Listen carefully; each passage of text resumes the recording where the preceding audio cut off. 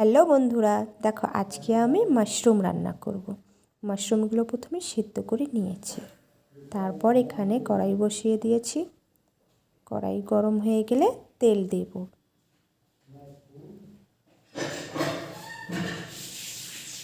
তেলটা চারিদিকে ছড়িয়ে নেব।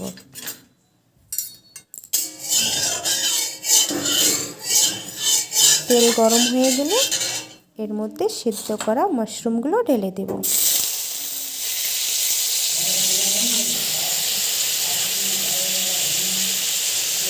একটু হলুদের গুঁড়ো দিয়ে ভেজে নেব, ভালো করে ভেজে নেব।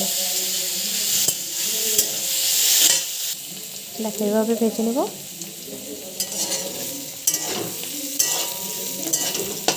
ভাজা হয়ে গেলে মাশরুমগুলো নামিয়ে নেব। তারপর ওই কড়াইয়ের মধ্যে আর একটু তেল নেব। তেল দিয়ে কয়েকটা গোটা জিরা,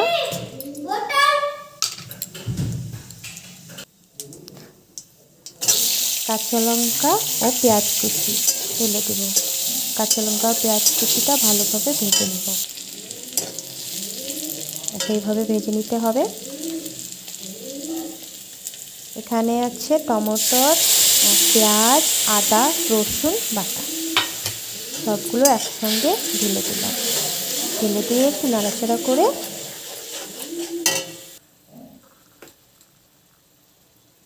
এখন দেব জিরে গুঁড়ো, ধনে গুঁড়ো, লঙ্কা গুঁড়ো, হলুদ গুঁড়ো দিয়ে সবগুলো ভালোভাবে নাড়াচাড়া করে নেব। মশলাটা কিন্তু ভালো করে ভাজতে হবে, না হলে একটু কাঁচা কাঁচা গন্ধ করবে। মশলাটা ভাজা হয়ে গেলে ভাজা মাশরুমগুলো ঢেলে দেব। মশলা আর ভাজা মাশরুমগুলোকেও আবার ভেজে নেব।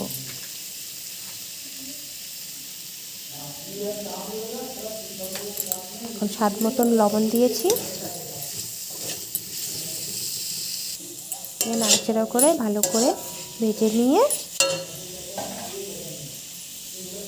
জল ঢেলে দেব।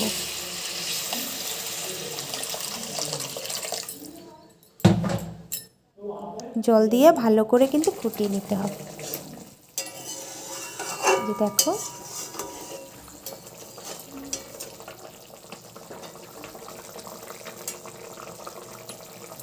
ভালো করে ফুটিয়ে নিয়েছি। তারপর আমি একটু ধনে পাতা দিয়েছি। ধনে পাতা দিয়ে নাড়াচাড়া করে নামিয়ে ফেললাম। এই যে আমার মাশরুম রেডি।